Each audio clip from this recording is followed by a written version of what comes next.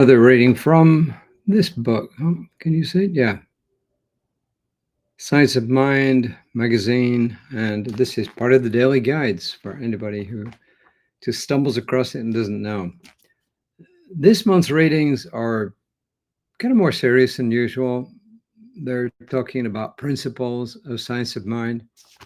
And this one talks about a definite principle. And the first quote is from Raymond Charles Barker. He was very well known in the New Thought movements, especially in the New York area in the 20th century. I think like the second half of the 20th century. He says, we must first conceive in our own minds. That is probably why every time people came to see Jesus and they needed his help, he would ask them, do you believe? Raymond Charles Barker. And this piece is from This Thing Called You from 1948. And it's, of course, Ernest Holmes. All the main passages this month are from Ernest Holmes, founder of Science of Mind, or religious science. And it's on pages 50 and 51. And he says, your faith can penetrate clouds of unbelief, and it can reveal the truth, which is forever perfect. Your words do not create this truth, they merely reveal it.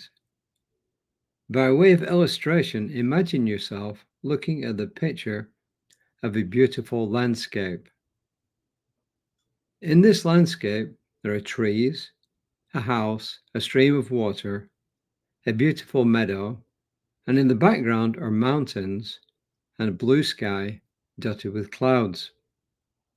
Mental statements are merely a method for you use for clearing up mental images. Now, the affirmations, denials, nor statements create the pattern of perfection, nor can they change it. They merely rearrange your thinking. If you could rearrange your thinking instantly, you would have an instantaneous result.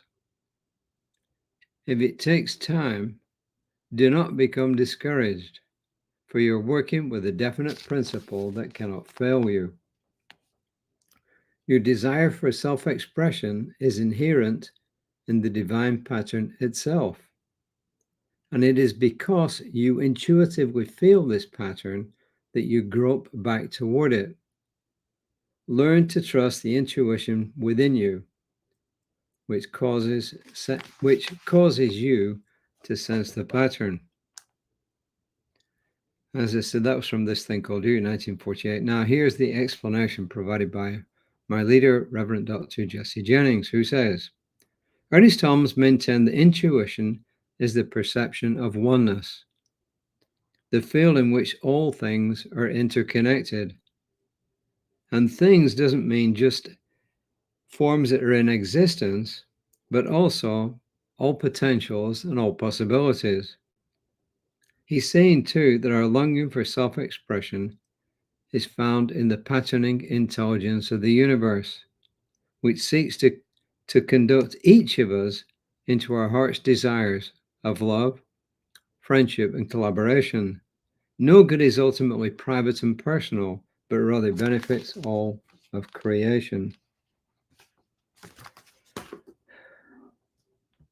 So essentially, what Ernst Thomas is telling us is that we can actually connect with the divine mind. And when we connect with the divine mind, and we do this knowingly, and we wrap our feelings around our thoughts, then we can actually produce manifestations in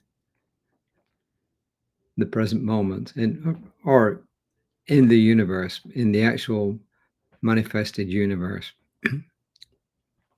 And then Reverend Jesse says that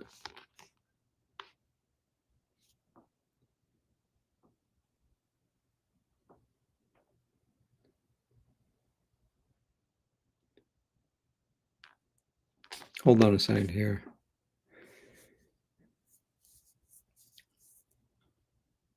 He's also saying that Reverend Jesse says, according to Ernest Holmes, intuition is that sense that we're one with everything that is. And my simple explanation of this is that when we decide to use spiritual mind treatment, prayer, when we combine our thoughts plus our feelings, then we are connecting with that oneness.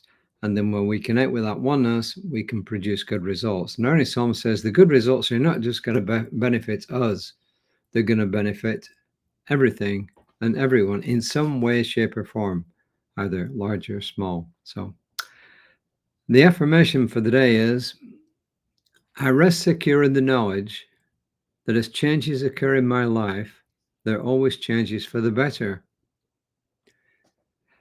I rest secure in the knowledge that as changes occur in my life, there are always changes for the better. Human beings don't like change. Well, I think it's been said that people like change, they just don't like to be changed. So the attitude with which we look at change often affects the outcome that's coming from those changes. So that's it for me for today. My colleague, Reverend Lisa, will be on at 9:15 tomorrow on Creative Life Spiritual Center's Facebook page.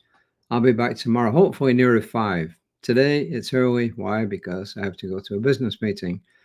And my colleague and practitioner, Daniel Johnson, will be on with her midweek meditation tomorrow, assuming work does not get in the way, because she's a working mom and she has a lot of responsibilities. So if you got any questions, email us, text us. We're always here to help you. So until next time, namaste.